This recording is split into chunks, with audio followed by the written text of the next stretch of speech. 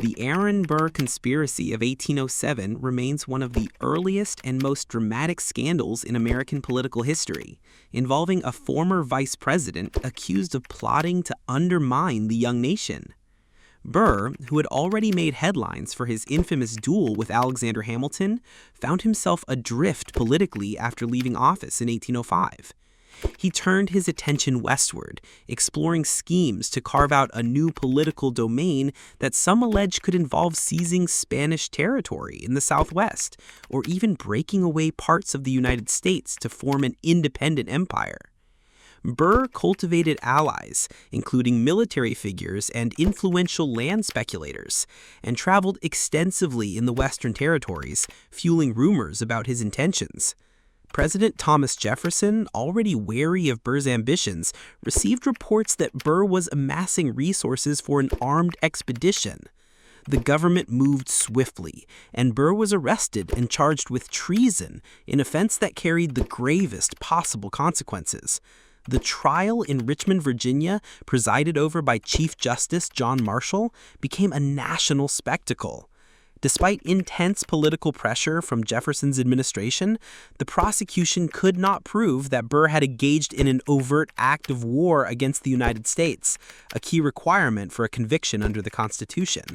Burr was acquitted, but the proceedings left his reputation in ruins. He spent years in self-imposed exile before returning to live in relative obscurity. The scandal revealed the vulnerabilities of the young republic, where personal ambition and political rivalry could intersect with questions of loyalty and national unity. Burr's case became a touchstone for defining treason in American law, and a cautionary tale about the thin line between political maneuvering and betrayal. The Petticoat Affair of 1829 to 1831 was less about legislation and more about personal relationships, yet it managed to fracture Andrew Jackson's cabinet and reshape his presidency. At the center was Margaret, Peggy Eaton, the wife of Secretary of War John Eaton.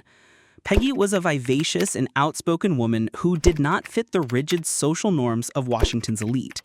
Before her marriage to Eaton, she had been the widow of a naval officer, and rumors circulated about the timing of their relationship, casting her as a subject of gossip among political wives.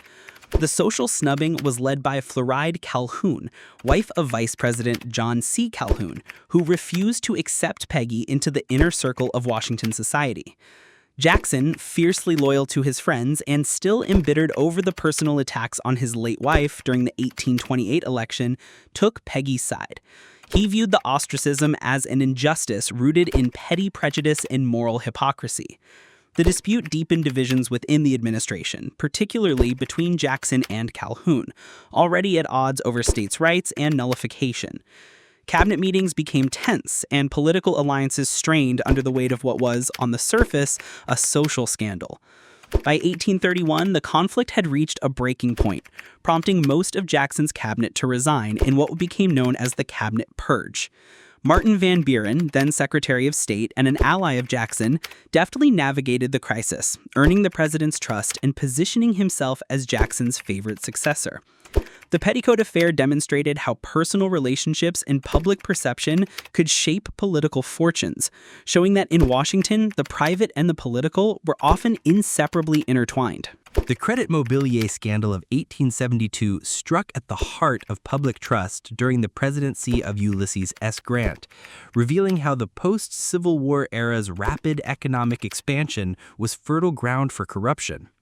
At its center was the Union Pacific Railroad, which had been awarded generous government subsidies to help build the transcontinental line. To siphon off profits, key executives created a construction company called Crédit Mobilier of America and awarded it lucrative, inflated contracts, essentially paying themselves with federal funds. The scheme might have remained hidden if not for political maneuvering in an election year. Newspapers exposed that shares in Crédit Mobilier had been sold at discounted rates to influential members of Congress, including the sitting Vice President Schuyler Colfax and future President James Garfield. These lawmakers were accused of accepting the stock in exchange for favorable legislation and silence about the scheme. While several denied wrongdoing, the investigation painted an unflattering picture of cozy ties between business and government. Public outrage was intense, fueled by perceptions that Reconstruction-era leadership was more interested in personal enrichment than rebuilding the nation. Although Grant himself was not directly implicated, the scandal tarnished his administration's image and fed into the broader narrative of corruption that plagued his presidency. It also left a lasting mark on American politics, reinforcing calls for civil service reform and greater oversight of public funds.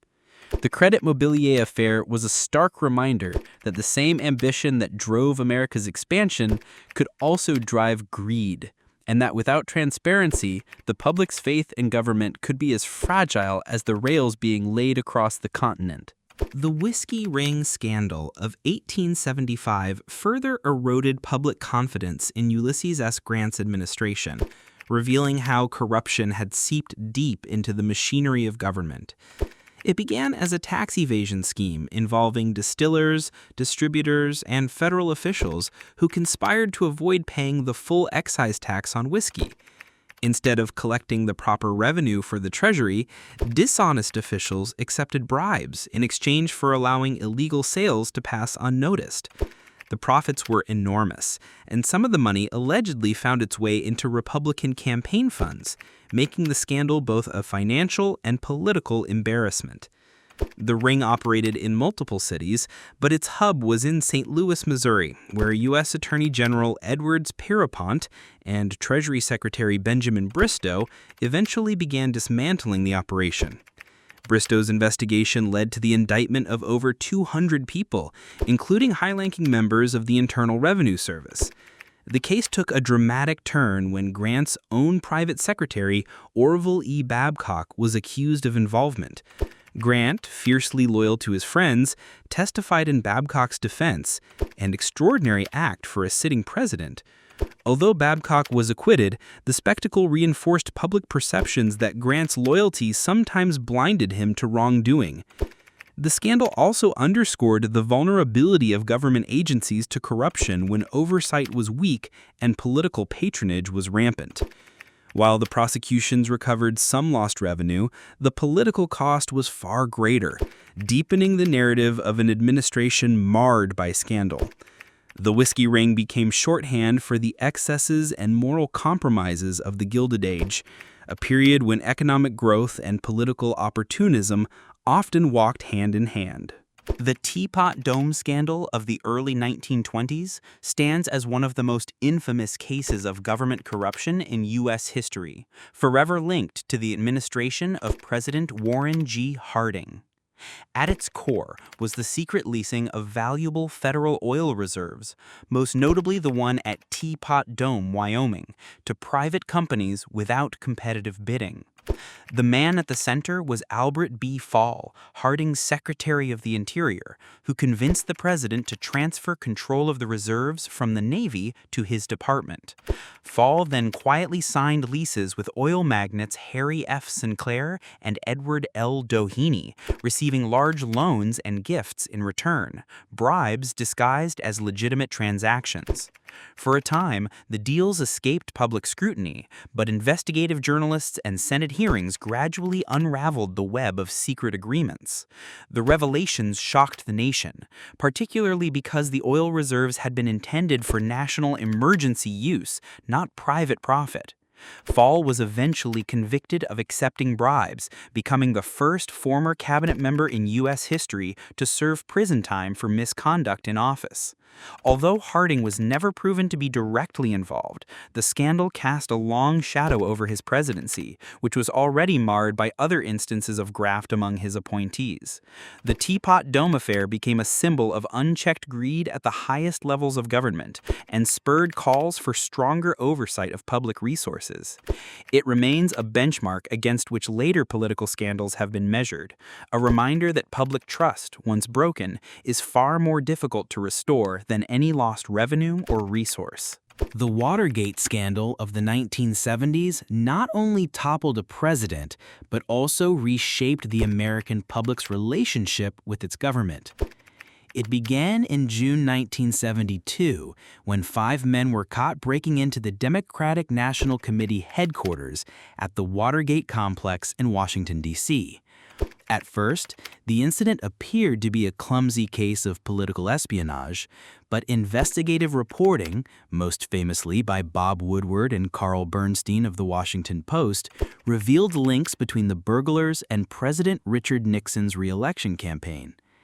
As the story unfolded, it became clear that senior administration officials had orchestrated a cover-up to hide their involvement, using hush money and pressuring law enforcement to back off.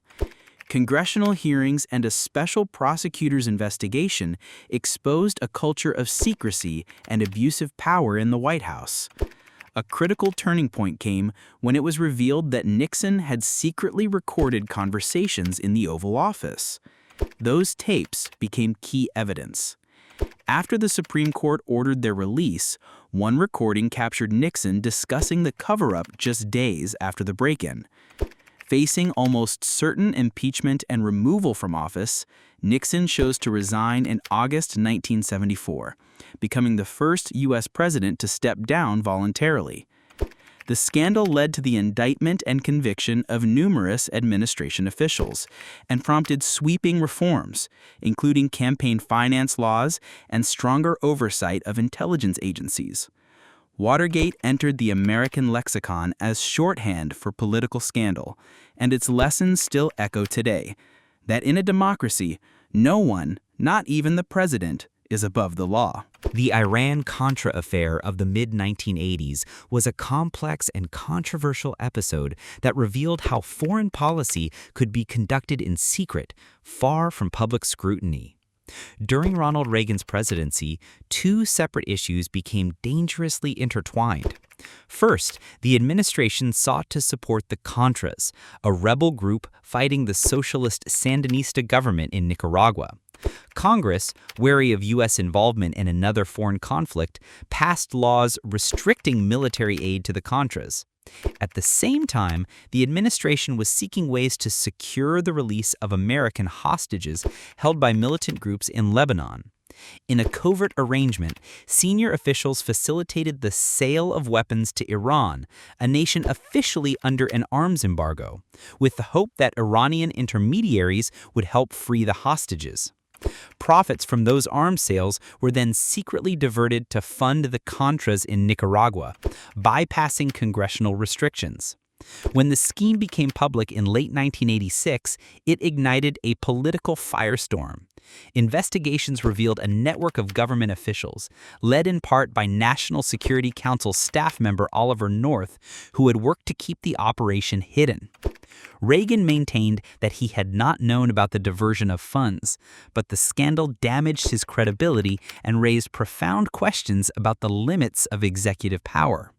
Several officials were indicted and convicted, though many had their convictions overturned on appeal or were later pardoned.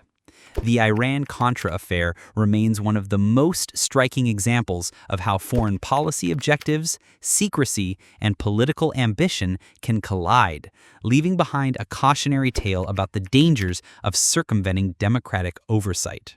The Clinton-Lewinsky scandal of the late 1990s became one of the most widely publicized political controversies in American history, dominating headlines and dividing public opinion. It began when news broke in January 1998 that President Bill Clinton had been involved in an intimate relationship with Monica Lewinsky, a young White House intern, during his time in office. Initially, Clinton forcefully denied the allegations, famously stating, quote, "I did not have relations with that woman, Miss Lewinsky." However, the investigation, led by independent counsel Kenneth Starr, uncovered physical evidence and testimony contradicting the president's denials. What began as an inquiry into unrelated matters, including the Whitewater real estate dealings, expanded into a probe about whether Clinton had committed perjury and obstructed justice to conceal the relationship. The revelations triggered a constitutional showdown. The House of Representatives voted to impeach Clinton in December 1998 on charges of perjury and obstruction, making him only the second president in U.S. history to be impeached. The Senate trial in early 1999 ended in acquittal on both counts, as the vote fell far short of the two-thirds required for removal. Politically, Clinton emerged with high approval ratings despite the scandal, as many Americans viewed the investigation as overly partisan. Yet the episode left deep marks on the presidency, redefining public debates about personal conduct, truthfulness, and the boundaries between private life and public duty. It also demonstrated how rapidly a personal matter could escalate into a full-blown political crisis in an era of relentless media coverage. The Jack Abramoff lobbying scandal of the mid-2000s exposed a vast network of corruption that reached deep into Congress, the executive branch, and beyond. Abramoff, a well-connected Republican lobbyist, built his influence through lavish campaign contributions, expensive gifts, and luxurious trips for lawmakers and their staff, all in exchange for political favors. His clients included Native American tribes, seeking to protect or expand their casino operations, as well as corporations with major legislative interests. Abramoff and his associates overbilled these clients, then funneled the excess money into personal enrichment and political leverage. The scandal broke wide open in 2004 when investigative journalists uncovered questionable billing practices and financial ties to prominent politicians. A federal investigation soon revealed that Abramoff had provided free trips to exotic locations, luxury boxes at sporting events, and generous campaign donations in return for legislative support. Lawmakers from both parties were implicated, though the most significant fallout hit Republican leadership. Former House Majority Leader Tom DeLay was closely tied to Abramoff's network, and several congressional aides and administration officials were convicted or pleaded guilty to corruption-related charges. Abramoff himself was sentenced to prison for fraud, tax evasion, and conspiracy to bribe public officials. The scandal sparked calls for sweeping lobbying reform, leading to new disclosure requirements and restrictions on gifts and travel for members of Congress. It served as a stark reminder that in Washington, the line between advocacy and corruption can blur when money and power flow unchecked. The Abramoff case became a modern symbol of how systemic political influence can corrode public trust in democratic institutions. The Rod Blagojevich corruption case of 2008 stunned the nation with its audacity and brazenness, unfolding like something out of a political thriller. Blagojevich, the Democratic governor of Illinois, was already under federal investigation for various corruption allegations when a new opportunity for wrongdoing arose: the U.S. Senate seat vacated by Barack Obama after his election as president. Federal prosecutors, led by U.S. Attorney Patrick Fitzgerald, had been wiretapping Blagojevich's conversations and captured him discussing the seat as a valuable commodity that could be traded for personal and political gain. In recordings that shocked even seasoned observers, Blagojevich was heard considering offers ranging from lucrative jobs to campaign contributions in exchange for appointing a preferred candidate. His blunt language and apparent sense of impunity became infamous almost overnight. Arrested in December 2008, Blagojevich was removed from office by the Illinois legislature the following month, the first governor in the state's history to be impeached and convicted.